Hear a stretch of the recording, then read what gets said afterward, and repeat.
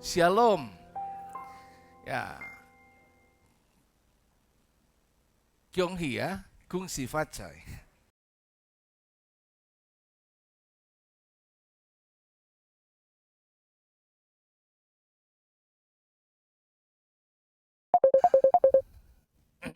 Hari ini saya tidak membicarakan tentang Happy Lunar New Year atau Chinese, tetapi kita mau berbicara tentang dicipta untuk sebuah tujuan. Saya dicipta untuk sebuah tujuan Allah, saudara dicipta untuk sebuah tujuan Allah, Sang Pencipta itu.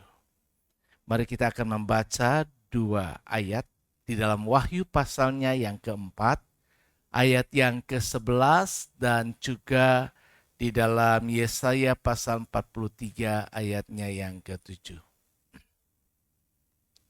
Wahyu pasal yang keempat ayatnya yang ke-11 dan Yesaya 43 ayat 7 kita baca bersama-sama dengan suara yang keras ya. Biar kita menggemakan perkataan firman Tuhan. Dan perkataan firman Tuhan itu kita dengar dan olehnya iman makin bertumbuh. Dan kita dapat menjalankan kehidupan seperti yang menjadi harapan Tuhan.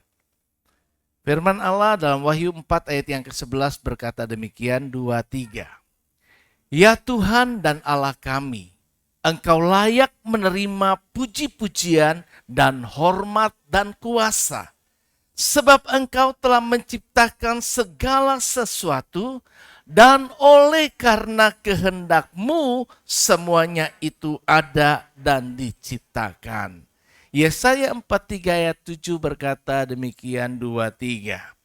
Semua orang yang disebut dengan namaku yang kuciptakan untuk kemuliaanku, yang kubentuk dan yang juga kujadikan. Nah Bapak Ibu Saudara yang dikasihi Tuhan, firman Allah menyatakan bahwa segala sesuatunya itu diciptakan oleh Tuhan semata-mata oleh karena kehendak Tuhan. Semua itu ada dan semuanya itu diciptakan. Dan kenapa Tuhan menciptakannya? Tuhan menyatakannya melalui ayat ini dalam Yesaya bahwa Dia menciptakannya, kuciptakan untuk kemuliaan. Kemuliaan siapa? Kemuliaan Allah. Iya. Jadi tentu Sang Pencipta memiliki sebuah tujuan, memiliki sebuah kepentingan untuk semua yang Dia izinkan untuk diciptakannya, maka seluruh ciptaannya itu hendaknya dapat memuliakan Tuhan dan semuanya itu dapat memberikan keuntungan bagi Tuhan. Nah, banyak orang tentu bertanya-tanya, untuk apa saya dan untuk apa saudara hidup? Firman Tuhan menegaskan sekali lagi kita ini ada, bukan suatu kebetulan. Sekali lagi kita ada bukan karena kebetulan. Kita ada bukan sekedar karena papa mama saya itu menginginkan kelahiran saya. Bukan hanya sekedar itu. Ada banyak keluarga yang menginginkan anak tapi belum dapat anak. Ada banyak pasangan suami istri yang sudah menikah bahkan puluhan tahun dilewati tetapi juga masih belum memiliki anak. Dan sekarang teknologi memungkinkan mereka berupaya dengan cara alternatif yaitu dengan program. Sehingga maka dibuatlah bayi tabung. Tetapi sekali lagi, keilmuan teknologi yang ada yang membuat sebuah kehidupan tidak akan bisa berhasil jika tidak dikaruniakan oleh Tuhan. Jadi saya meyakini bahwa dalam kehidupan orang percaya dan kehidupan saya tidak ada sesuatu yang kebetulan. Tidak ada yang kebetulan. Memang ada faktor keberuntungan. Sebab firman Allah menyatakan demikian. Maka dia akan membuat jika Tuhan menyertai hidup saya, menyertai hidup saudara, dia akan buat apa yang kita kerjakan berhasil dan beruntung. Ya, beruntung. Tetapi beruntung di sini bukan faktor kebetulan. Beruntung di sini memberikan sesuatu manfaat yang lebih bagi kehidupan kita. Dan tentu sesuatu yang bermanfaat lebih bagi kehidupan kita. Nah, apakah kita lupa bahwa semua yang lebih dikaruniakan Tuhan itu, karena firman Tuhan juga menjelaskan, tidak ada yang bisa kita peroleh jika tidak dikaruniakan dari sorga. Jadi nggak ada yang bisa. Dan di luar Tuhan kamu tidak bisa berbuat apa-apa. Jadi ayat-ayat tadi memagari kehidupan saya dan saudara untuk dapat mengerti, memahami bahwa memang saya dicipta bukan kebetulan. Tetapi karena kehendaknya, ada rencananya, ada tujuannya, yaitu semata-mata untuk mendatangkan kemuliaan Tuhan. Allah bukan pribadi yang suka memuji dirinya. Itu sebabnya ada malaikat yang dicipta untuk bisa membuat rombongan malaikat surga memuji dia. Tapi sayangnya kecenderungan dosa itu adalah mencuri kemuliaannya Allah.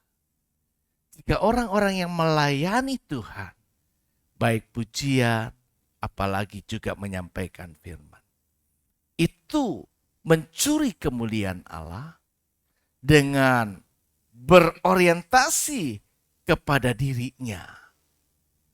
Sampai orang-orang mengaguminya, bukan mengagumi Tuhan. Mengidolakannya, bukan mengidolakan Tuhan. Ini penyimpangan dan itu adalah sesuatu pekerjaan iblis yang membuat kita tidak sesuai dengan tujuan. Karena itu dalam pandangan Tuhan, orang-orang yang mau melayani dia bukan yang mampu, yang bisa, yang dibutuhkan, tapi yang mau dipakai. Karena itu kalau ada pasukan Israel yang jumlahnya begitu besar, Tuhan bilang jangan pikir karena engkau punya kekuatan dengan jumlah yang besar, maka engkau bisa menang. Sering lagi, saya enggak butuh banyak. Saya butuh orang-orang yang percaya teguh kepada aku, yang fokus dan mengerjakan apa yang harus dikerjakan. Dengan bermodal cuma 300 lawan puluhan ribu orang, maka Israel bisa tetap menang. Dan Allah tetap menulis dalam Alkitab, Tuhan yang berperang ganti kita, bukan? Jadi dalam hidup kita, Tuhan memang mau memakai media. Tapi di balik media itu, faktor penentu bukan medianya, tetapi Tuhannya. Dalangnya, aktor di balik itu. Nah, hidup kita ada yang dibawa Tuhan naik dan berhasil, dibawa Tuhan hidup makmur, sejahtera. Tetapi keberhasilan kehidupan yang lebih baik dibawa ke naik terus naik. Itu bukan karena kita, tapi karena ada Tuhan yang memiliki sebuah tujuan. Seperti halnya yang terjadi pada tokoh Yusuf. Kehidupan yang begitu kontras, terpuruk sangat. Secara logika gak memiliki masa depan yang cerah. Di negeri asing, bukan negeri sendiri. Jauh dari orang tua, tidak disukai seluruh sanak famili, keluarga. Tidak ada support dari siapa-siapa. mengalami banyak penganiayaan, mengalami banyak fitnah, dan banyak pencobaan kehidupan yang luar biasa. Tetapi pada akhirnya, dia bisa menjadi orang yang berkuasa selain daripada Raja Firaun. Orang nomor 2. Bahkan melalui semua itu, ternyata keluarganya dalam situasi yang sangat sulit, dengan jalan itu tetap terpelihara oleh Tuhan. Jadi kita bisa lihat di sini, semua tadi jika kita jalani hidup ini dengan pemahaman yang benar, dengan pemahaman yang baik, memahami posisi kita, mengerti kenapa kita ada, untuk siapa kita ada, maka kita akan bisa menjalani hidup ini searah dengan yang Tuhan mau. Daniel adalah contoh pribadi yang hidup untuk kemuliaan Tuhan. Di dalam Daniel pasal 1 ayat yang ke-8, tokoh pemuda ini memiliki komitmen di dalam dirinya.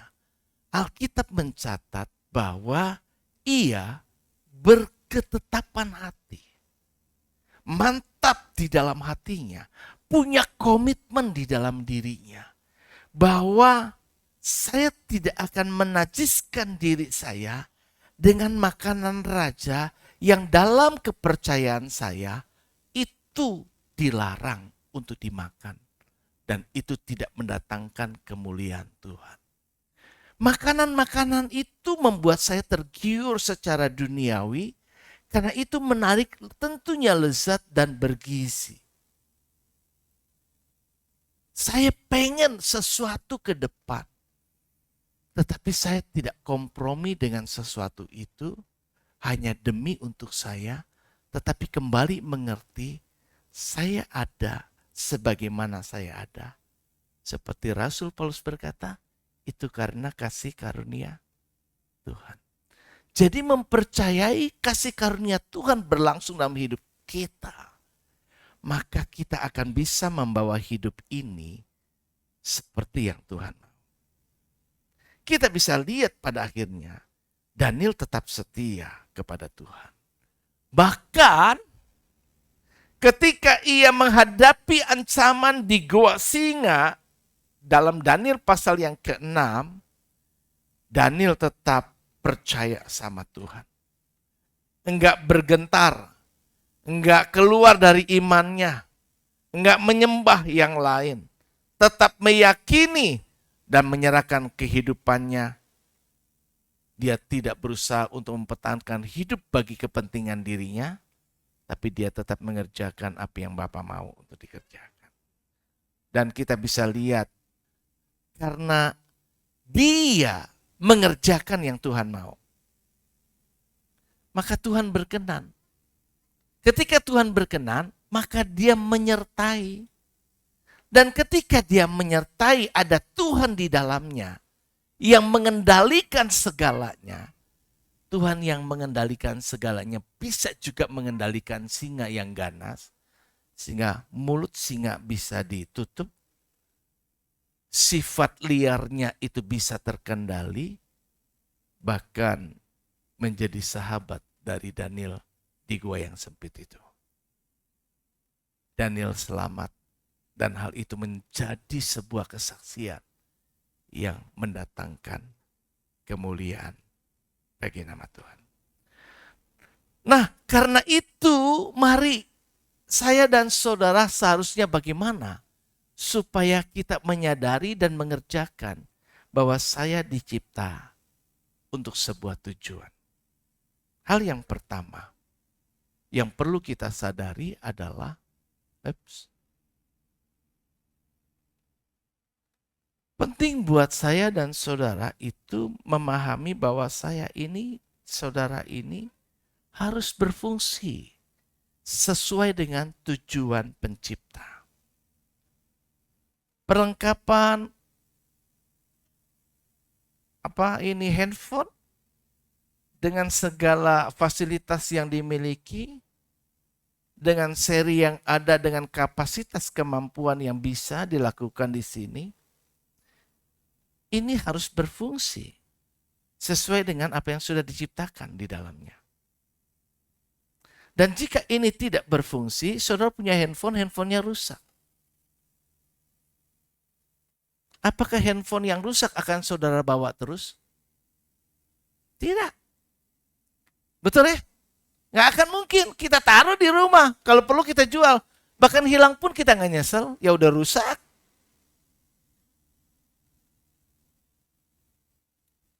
Lah kalau hidup kita tidak berfungsi, nggak dibawa-bawa sama Tuhan. Nggak dilibatkan sama Tuhan. Nggak dikantongi sama Tuhan. Nggak dipakai sama Tuhan. Nggak ada gunanya, rusak. Saya mau pakai. Tapi nggak bisa.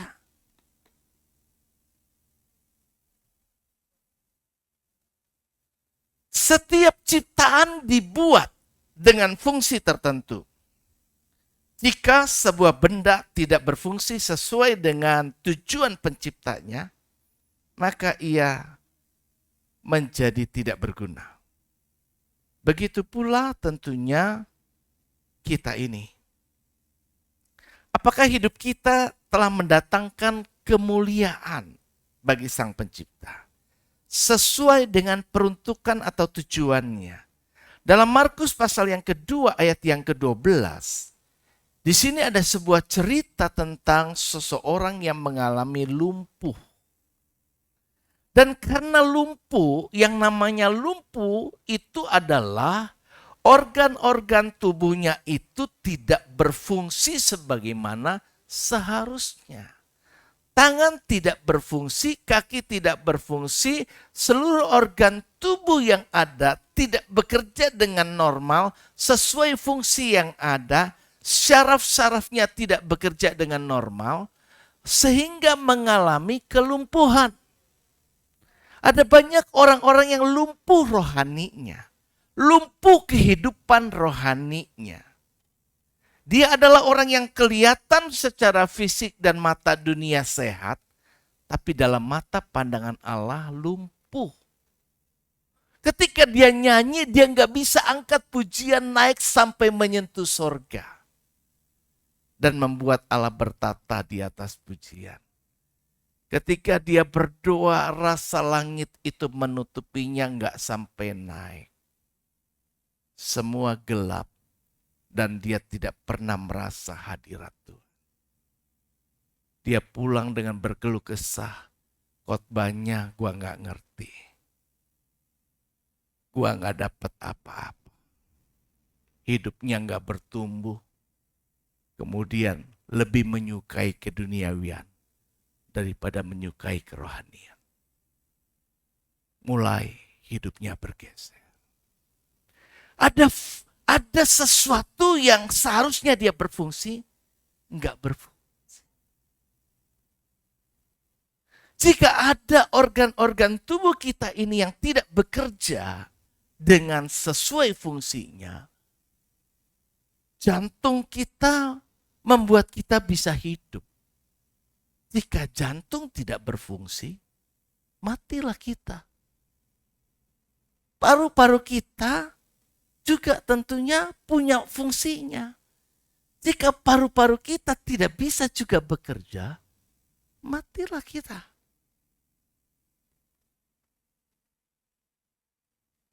Mata kita untuk melihat jika nggak berfungsi, maka gelaplah semua penglihatan kita.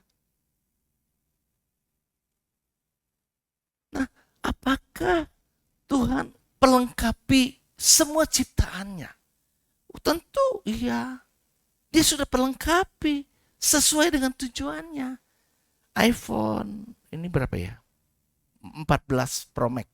14 apa betul ya? Betul ya, 14 ya. Saya aja yang punya lupa. Ya 14.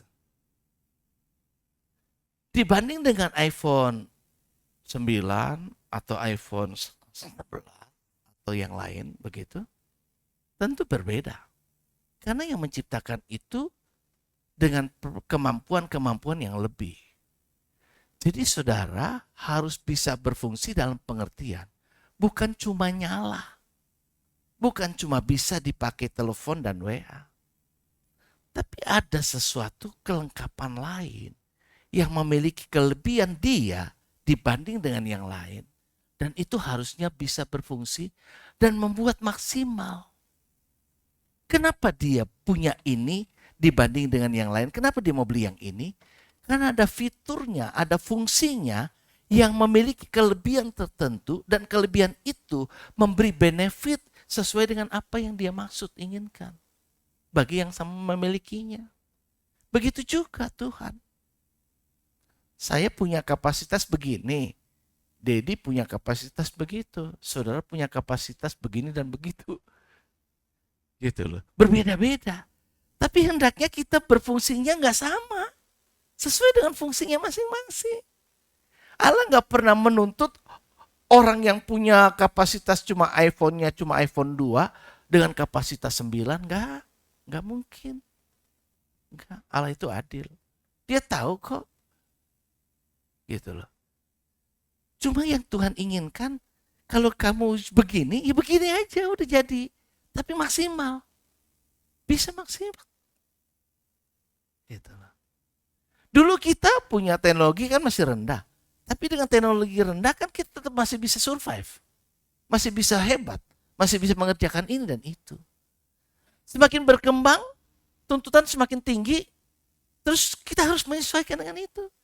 Dan tentu yang Allah harapkan juga tersesuaikan. Aku kepengen lebih dari itu. Jadi jangan, kalau kita beri dulu persembahan cuma 1.000, di era yang sekarang masih 1.000, ekspektasi Tuhan beda. Beda. Kalau kamu dulu menghasilkan cuma 5.000, sekarang masih 5.000, beda di mata Tuhan. Kamu belum sesuai.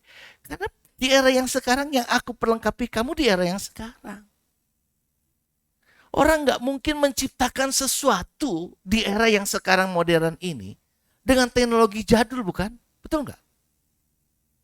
Gak mungkin. Dia pasti lengkapi dengan teknologi yang lebih sesuai di zamannya.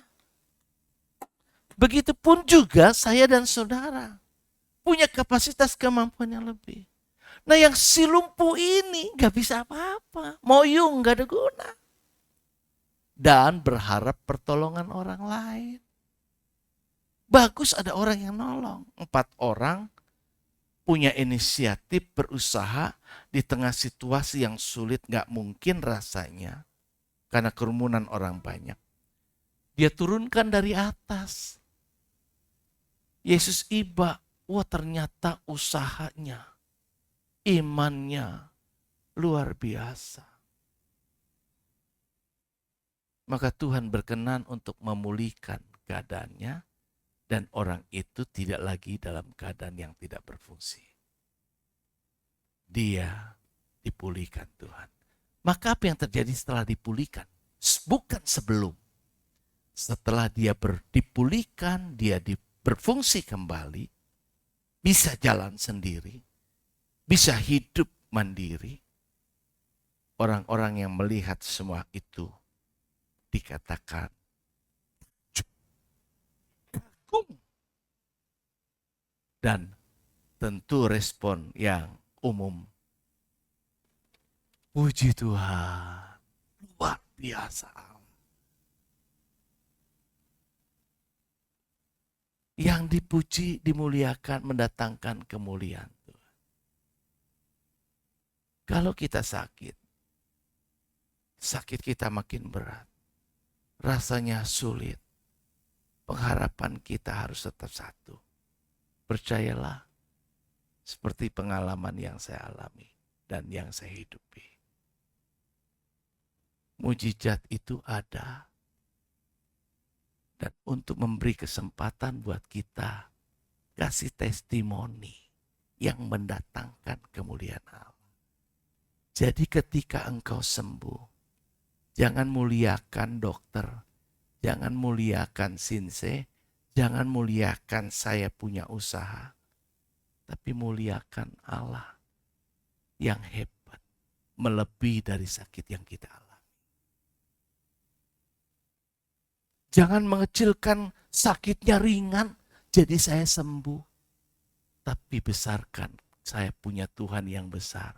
Sehingga sakit sebesar apapun tetap lebih kecil dibanding Allah saya yang besar. Amin. Itu memuliakan. Itu memuliakan. Orang yang bersaksi datang di sini. Menyaksikan cinta Tuhan. Jangan cuma bercerita. Dan cerita tentang saya makan ini, saya begini, saya begitu. Itu bukan kesaksian.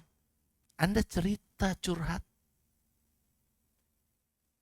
Tapi ketika saya mau bersaksi, saya sudah berpikir cuma satu.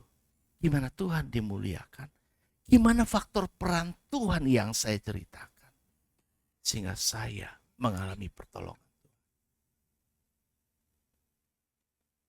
Jadi ingat yang pertama apa? Harus berfungsi. Jemaat ini harus berfungsi. Hidup saudara harus berfungsi. Tanya Tuhan, Engkau izinkan saya masih hidup sampai sekarang. Engkau mau apa dari saya? Dan bagaimana saya bisa memuliakan Tuhan? Melalui apapun juga yang bisa saya kerjakan. Beri kontribusi, beri keuntungan. Kalau saudara mengerjakan apa yang dia mau, itu pasti didukung. Kalau ada orang yang mengerjakan apa yang saya minta, saya dukung penuh. 100% saya dukung. Oke, ini sesuai dengan apa yang saya harapkan. Ini sesuai dengan apa yang menjadi tujuan. Apa yang kau butuhkan, saya siap dukung. Perlu ini, perlu itu. Oke, kenapa? Ganti alat ini, jika alat ini bisa memuliakan Tuhan, jika alat ini bisa sesuai dengan tujuan. Ganti, berapa biaya yang kenapa?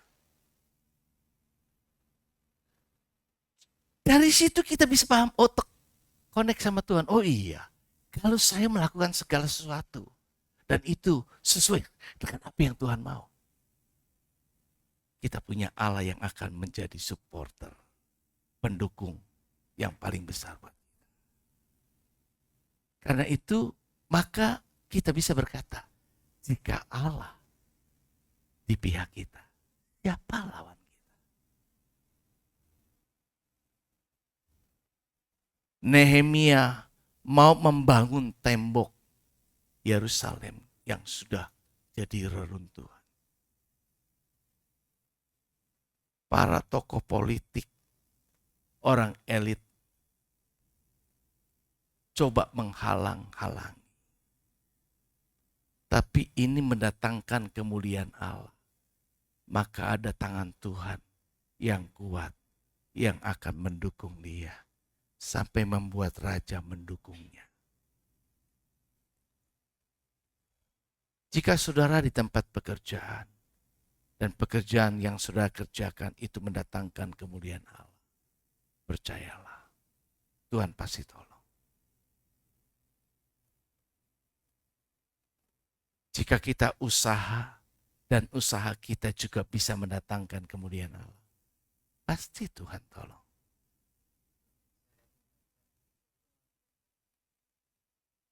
Jangan pernah lupakan Tuhan. Semua karena Dia. Dan biarlah itu mendatangkan kemuliaan bagi dia. Yang kedua, maka buat kita penting untuk menjadi supaya kita menyadari dicipta untuk sebuah tujuan. Hidup saya, hidup saudara harus bermanfaat bagi orang lain. Saya hadir bukan untuk diri saya sendiri. Saya hadir bukan cuma sekedar untuk Sang Pencipta. iPhone ini memberikan keuntungan besar bagi Sang Penciptanya. Dia menghasilkan uang yang luar biasa bagi Sang Pencipta. Tapi iPhone ini bisa juga perlu untuk memberi manfaat bagi orang yang menggunakan. Makna dari kehidupan bukan terletak pada, tetapi seberapa besar bermanfaatnya kita bagi orang lain. Jika keberadaan kita dapat menjadi berkah bagi banyak orang, barulah benar-benar kita ini memiliki value atau nilai. Berapa nilai diri saya bukan kita minta lu hargain gue dong. Lu gak menghargai, kita marah sama kita. Tetapi kita ini bisa menempatkan bahwa wah, kalau nggak ada dia, wah susah ini. Jadi dia ini ada, wah luar biasa. Mungkin saudara kelihatannya nggak ini, tapi dengan saudara hadir, ada orang-orang yang mungkin, oh dia hadir, saya jadi semangat. Saudara sudah memberikan nilai, saudara punya keberadaan yang bermanfaat buat orang lain. Tapi jika eksistensi keberadaan kita itu malah menyusahkan orang lain. Saya punya anak, tapi anak nyusahin.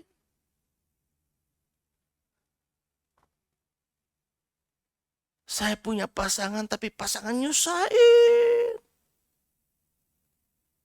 Misalnya begitu. Kan saudara akan berpikir, ngapain gue nikah? Ngapain gue punya anak? Ngapain gue gedein dia? Ngapain gue sekolahin? Udah pinter kurang ajar. Betul nggak? Kalau ada orang tua anaknya kurang ajar, sakitnya bukan main loh. Betul nggak? Sakitnya tuh di sini. Sakit banget. Dia sudah korban segalanya. Maka kita tahu pengertian umum. Semua yang dimiliki orang tua milik anak. Tapi semua yang dimiliki anak milik dia sendiri. Kan gitu kan? Kenyataannya kan hidupnya begini ternyata. Dulu saya gak percaya. Beneran saya gak percaya. Saya pikir semua oke-oke. Tapi ya memang kenyataan begitu hidup ini. Dulu anak masih belum bisa apa-apa, dia bisa kita kendalikan dan ngikut kita. Tapi kalau sudah dia punya segala sesuatu, bisa loh atur dia. Mau juga kita yang diatur sama dia. Betul nggak? Ini curhat orang tua.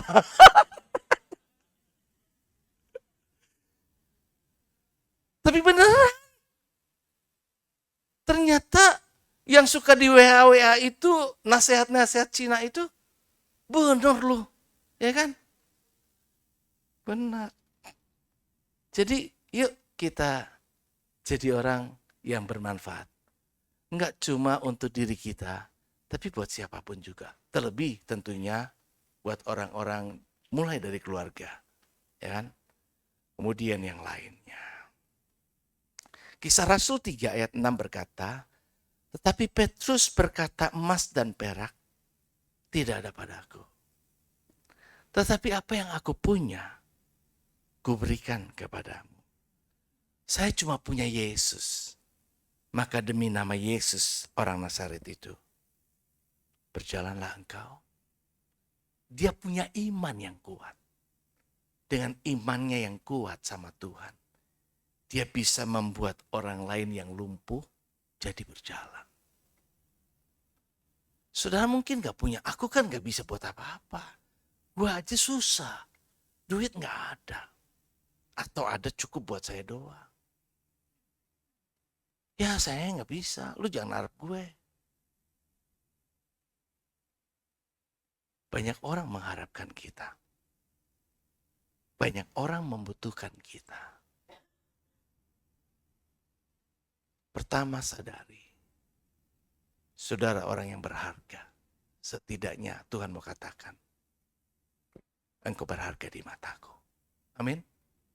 Itu sebabnya engkau menjadi biji mataku. Aku jagai, aku lindungi, aku pelihara. Jadi jangan pernah merasa rendah diri. Jangan pernah merasa gak berguna. Sampai-sampai orang yang gila sekalipun di mata Tuhan tetap jauh lebih berharga daripada 2000 babi.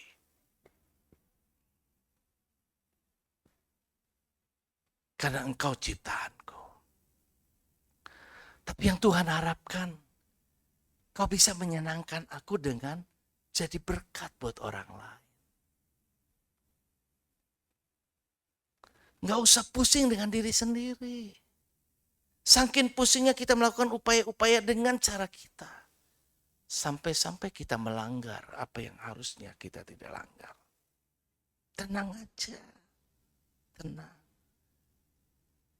Fokus. Satu, Tuhan, salib makanya kan atas. Kedua, sesama. Di mana kita melaksanakan itu, kita memberitakan salib, mendatangkan kemuliaan Allah, menghadirkan Tuhan. Pasti yang tidak ada menjadi ada, yang tidak mungkin menjadi mungkin. Amin. Dia bisa buat jalan, bahkan saat tidak ada jalan. Di dalam mulut kita ada kuasa. Jadi jangan pernah mengatakan hal yang sia-sia. Dan jangan pernah mengutuk. Jangan pernah berkata yang negatif. Karena itu menciptakan yang negatif. Ingat hukum Tuhan satu. Tabur tuai. Yang kau tabur benihnya, itu yang kau tuai. Jika engkau berharap yang baik, taburlah yang baik. Jika engkau tanam benih durian, dia tidak akan memberi kepada kamu buah rambutan. Pasti durian. Keritingnya mungkin mirip, tapi yang isinya berbeda. Kualitas dan harganya beda. Begitu juga hidup kita. Anak-anak muda, kalau pengen hidup menata yang lebih baik. Ini kan sudah saya sampaikan. Jangan benihnya jangan tabur benih, tabur waktumu dengan sesuatu yang sia-sia. Cuma game, cuma ini, cuma itu. Gimana hidup masa depan lebih baik? Memang senang suka kayak gini-gini, tapi kalau cuma buat begini doang, gak bisa. Hidup ini proses belajar. Kita itu harus belajar banyak. Ngikuti perkembangan yang begitu pesat. Jika kita nggak punya kemampuan mengimbangi, kita menjadi orang yang tertinggal atau ditinggal. Nggak guna. Nggak guna. Kalau kemampuan kita cuma Excel doang di pekerjaan, kita nggak bisa. Ketinggalan itu dulu. Saya ingat dulu saya waktu belajar pertama komputer itu hebat loh. Bangga loh. Beneran. Saya pernah jadi programmer, saya bikin program. Saya pernah ngajar orang bikin program dan saya dapat duit. Lesin orang bikin program. Bahasa COBOL dulu, pakai ada bahasa COBOL. Bahasa mesin. Ya oke, kenapa? Tapi kalau saya cuma sekarang kayak begitu doang, nggak bisa. Teknologi udah beda. Nggak ada guna. Gitu. Jadi maka kita harus terus perlengkapi diri supaya hidup kita bermanfaat. Jika engkau mau naik gaji, naik pangkat jabatan, itu perlu bermanfaat. Kontribusi kita di perusahaan sebesar apa? Jangan pernah bilang little me, salary not up. Mental itu mental dulu. Tapi orang yang sekarang harusnya tidak seperti itu. Jadilah pemuda seperti Daniel, Sadrah, Mesah, dan Abednego yang dibanding orang lain. Ini orang yang beriman teguh 10 kali lipat lebih dari yang lain. Mental kita harus bisa lebih dari yang lain. Anak-anak muda kini harusnya bisa tampil lebih daripada orang tua. Gereja ini ada di tangan saudara. Saudara adalah penerus. Tapi kalau cuma jadi penikmat, penonton, mau enaknya doang, hidup kita tidak akan jadi apa-apa ke depan. Terakhir, oh ya, yang perempuan kenal Tabita atau Dorcas? Kenal ya? Dorcas itu kenapa dia dicatat di Alkitab? Dia cuma tukang apa? Tukang beras ya? Tukang jahit. Tapi tukang jahit sampai masuk ke Alkitab loh. Kenapa bisa begitu? Itu orang-orang yang perempuan berdosa juga masuk Alkitab loh. Betul nggak? Cuma gegara kasih apa? Tuangkan minyak narwastu kan? Saudara, orang-orang kaya aja nggak masuk Alkitab. Itu kenapa? Karena ada manfaatnya. Ada sesuatu yang dilakukannya. Ada sesuatu yang berguna. Saudara akan dikenang di gereja ini dalam sejarah GBI Gunung Sari. Jika saudara juga bisa bermanfaat bagi gereja ini. Oh ternyata ya, dia buat gereja ini makin begini. Oh, itu akan tercatat. Tabita tercatat banget. Dia cuma bisa lakukan. Yang bisa dia lakukan, nggak dituntut ya nggak bisa. Ya dia bisa lakukan. Dia bikinin pakaian buat orang miskin, para janda. Wah, waktu dia meninggal, orang pada kehilangan. Sampai orang berdoa, Tuhan kalau boleh, jangan dong cepet-cepet panggil dia. Tuhan dengar ternyata orang-orang yang masih membutuhkannya. Terus si Tabita bangun lagi. Bangkit dia. Melalui siapa yang dipakai? Ya, Bible Quiz nomor 1. Melalui siapa? Hah? Dia dibangkitkan Tuhan melalui siapa? Makanya nih jangan pakai AI doang main Bible Quiz. Baca dong Alkitab gitu loh. Pakai apa? Belum ya? Ya udah, diam-diam Ming. Nanti saya keluarin nomor 1 itu pertanyaannya. Petrus. Oke. Ya, Petrus gitu ya. Kemudian kenyataan hidup yang tercatat sejarah Mother Teresa. Udah nenek-nenek loh. Nenek-nenek. Tapi dicintai seluruh dunia. Kenapa? Bermanfaat. Ya. Ini orang India. Tapi wah luar biasa. Sejarah mencatat dunia menghargai. Dan kepergiannya itu membuat duka dunia ini. Tapi kalau saudara meninggal, syukur deh udah gak ada dia. Wah celaka hidup kita. Wah kalau gak ada Ciamoy, wah susah saya gitu kan. Karena ada dia saya enak gitu. Nah itu baru bermanfaat. Nah, iya betul. Ajak Ciamoy makan saya dapat kerupuk. Oke, yang ketiga terakhir yaitu menghidupi keberadaan kita sebagai ciptaan Tuhan yang baik dan catat itu. Garis bawahi, Tuhan ciptakan saya baik dan sempurna.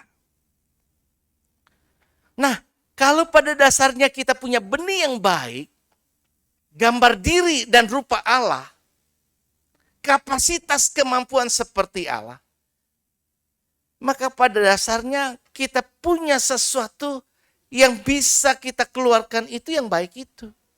Firman Allah berkata Matius 7 ayat 17, demikianlah setiap pohon yang baik menghasilkan buah yang baik, sedang pohon yang tidak baik menghasilkan buah yang tidak baik. Jadi artinya kalau saya baik, seharusnya saya menghasilkan yang baik, Nggak peduli orang lain nggak baik, saya harus tetap baik. Kan saya selalu bilang gitu. Jadilah orang baik bukan karena orang lain itu baik kepada saudara, tapi karena saudara orang baik. You nggak baik, saya tetap baik. You jahat, saya tetap baik. Itu baru kita ini nyadar, saya dicipta sebagai orang baik loh. Dan sempurna ciptaan Tuhan. Sempurna itu artinya kita memiliki kemampuan apapun yang diperlukan. Apapun untuk tetap bisa sesuai fungsinya. Yaitu menghasilkan kebaikan. Efesus 2 ayat 10 menegaskan. Karena kita ini buatan Allah. Dicipta dalam Kristus Yesus. Untuk apa? Melakukan pekerjaan baik yang dipersiapkan Allah sebelumnya. Tuhan mau apa? Supaya kita hidup di dalamnya. Menghidupi diri sebagai orang baik. Setiap kita orang baik, hidupi kamu orang baik. Kalau kamu dibisikin iblis untuk berbuat jahat, jangan mau. Karena saudara orang baik. Itu. Saudara orang baik. Jadi jangan mau dibikin jahat. Situasi apapun yang buat kita jadi emosi, tetap ingat saya orang baik. Tuhan saya yang ciptakan itu baik. Saya punya benihnya yang baik. Bibit bobot, betul kan? Kalau kita sama orang lain, kita kan lihat dong bibit bobotnya kan. Ini bibit bobotnya baik loh, Allah loh. Kita serupa dengan gambar Allah. Jadilah orang baik itu. Kalau kita tahu jadi orang baik, wah enaklah sudah. Oke? Jadi mau orang baik? Apapun yang terjadi. Kan ada lagi ya. Yang ku kan tetap, itu lagu jadul itu dulu apa ya? Ku kan tetap tersenyum gitu ya. Jadi apapun juga yang terjadi gitu dalam hidup kita, kita akan tetap tersenyum, kita akan tetap baik. Kan?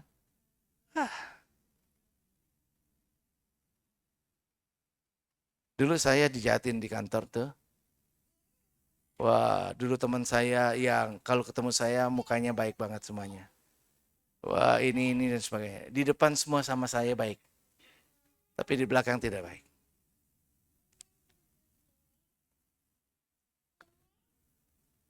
Dulu saya waktu masih diberi kesempatan kerja, saya bisa membuat sejarah yang luar biasa. Yang tercatat dalam dunia pelayaran. Bukan cuma di perusahaan saya, tapi di dunia pelayaran lain. Karena orang-orang kenal saya. Saya bisa membuat sesuatu yang dulu kita kekurangan sampai berlimpah. Ketika saya dipercaya untuk sesuatu, maka sampai bos saya minta, Paulus cukup, jangan banyak-banyak. Nggak ada orang yang kepengen bilang sampai begitu bos. Kurang, kebanyakan kita kurang. Tapi saya disuruh cukup stop, direm dikit. Kebanyakan.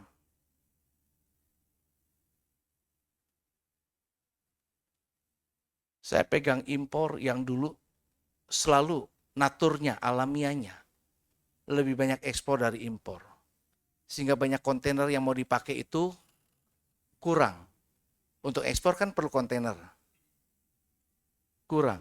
Sampai kita harus ambil kontainer kosong dari luar. Dan untuk ongkos angkut kontainer kosong itu biaya. Maka menimbulkan kos yang tinggi. Sekarang saya pegang impor seluruh dunia. Khusus di Indonesia. Banjir semuanya. Sampai berlimpah jauh lebih banyak daripada ekspor. Sampai akhirnya ekspornya lebih murah. Biayanya, kenapa? Karena kontainernya nganggur. Udah lu pakai aja ini kontainer. Karena kontainer kelebihan. Jadi bilang stop, jangan kebanyakan.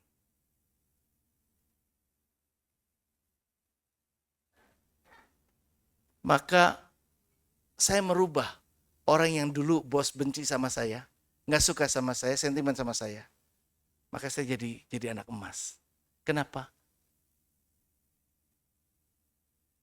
Karena saya memberi keuntungan luar biasa. Sehingga saya dapat bonus worldwide setiap bulan April, berlipat kali ganda, dan pada pencapaian maksimal 150% daripada umum orang bisa mendapatkan. Saya dapat penghargaan terbaik dari 29 negara di dunia. Dan saya bersyukur. Tapi orang-orang gak bisa bersaing dengan saya, sehingga dia melakukan cara-cara lain. Ketika cara-cara lain itu tidak baik, dan akhirnya saya keluar. Sebelum saya keluar, saya pindah posisi. Ketika saya pindah posisi, goncang. Impor yang tadinya naik menjadi turun, kekurangan lagi. Orang-orang bilang, teman-teman rasain loh. Pada nyumpahin. Balas Pak, balas Pak. Saya cuma bilang, saya diajar di agama saya untuk tidak balas kejahatan dengan kejahatan, tapi balas kejahatan dengan kebaikan. Jadi saya akan tetap jadi orang baik. Perusahaan Sanken, perusahaan ini, perusahaan itu. Pak, kalau Bapak nggak ada di situ, saya stop, nggak pakai APL. Saya bilang jangan. Kita butuh lagi. Tolong bantu. Kalau saudara orang baik, saudara akan tetap baik. Betul? Dan selamanya itu baik. Kalau saudara orang baik, saudara setia di gereja ini. Nggak peduli yang lain. Amin. Tuhan memberkati. Mari kita bangkit diri. Yuk, pelayan perjamuan kudus silakan ke depan. Hidup ini adalah kesempatan. Bagaimana supaya kita bisa menjadi berkat. Mendatangkan kemuliaan Allah. Bermanfaat bagi orang lain. Dan menghidupi hidup kita sebagai ciptaan yang baik dan sempurna. Hidup ini adalah kesempatan. Hidup ini untuk melayani Tuhan. Jangan sia-siakan waktu yang Tuhan beri. Hidup ini jadi sekali lagi, hidup ini adalah kesempatan. Hidup ini adalah kesempatan. Hidup ini untuk melayani Tuhan.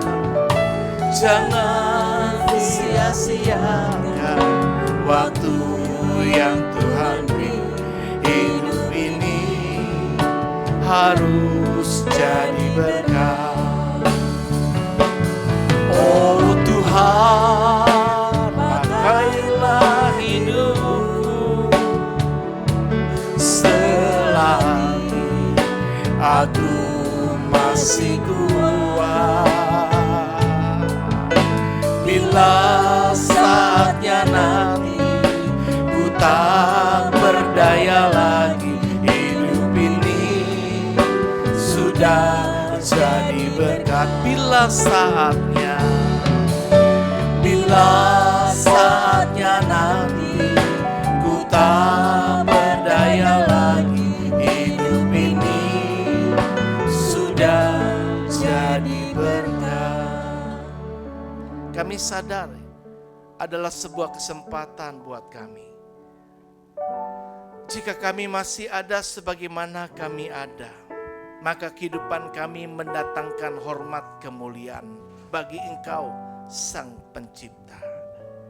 Kehidupan kami menjadi berkat yang mendatangkan manfaat bagi sesama kami. Dan kami menjalankan kehidupan yang begitu baik dan sempurna yang Tuhan ciptakan untuk kami. Sehingga kami bisa menghasilkan buah-buah yang baik, yang senantiasa bermanfaat dan mendatangkan kemuliaan nama-Mu. Bapa, Engkau begitu mengasihi kami. Terima kasih untuk kasih-Mu yang tak terbatas dan tak bersyarat. Engkau berkorban untuk kami. Engkau hidup untuk kami. Engkau mati menggantikan salah dan dosa kami, supaya kami beroleh kasih karunia untuk diselamatkan oleh iman kepadamu. Biarlah pengorbanan-Mu ini tidak pernah menjadi sia-sia dalam hidup kami. Tetapi sebaliknya ya Bapa, kami akan pergunakan kehidupan kami ini untuk membalas kasih-Mu yang tak terhingga. Sebentar kami akan menerima sakramen perjamuan kudus. Turunkanlah berkat anugerah-Mu atas roti dan anggur yang melambangkan tubuh dan darah Kristus. Sehingga barang siapa yang menerima dengan iman, percaya, dan cara yang layak di hadapan Engkau, mereka dipersatukan manunggal dengan Tuhan sumber kekuatan kami. Dan kami menjadi orang-orang yang diberkati. Kekuatan Tuhan beri, bahkan kesembuhan Tuhan nyatakan. Demi nama Yesus. Haleluya.